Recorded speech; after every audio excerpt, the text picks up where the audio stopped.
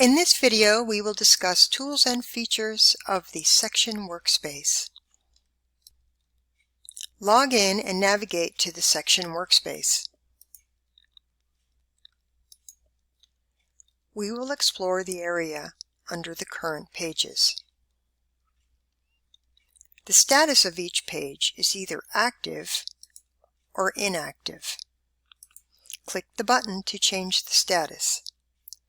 The home page is usually the page that is displayed on the web.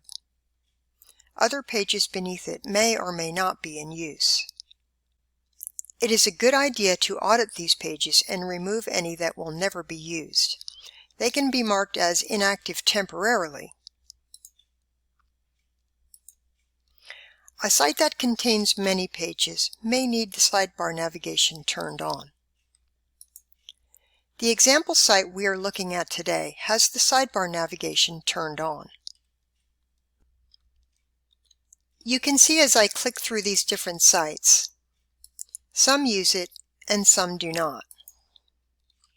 Some department sites contain all relevant information on the page using a combination of a good layout structure and appropriate apps. If you need a change made to the sidebar navigation, let the district web admin know.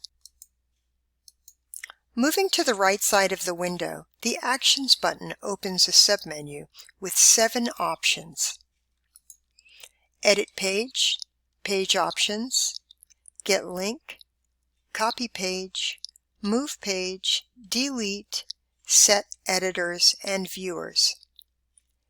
We will go over most of these actions during our hands-on exercise. Next, we will create a new page, add apps, and configure the layout.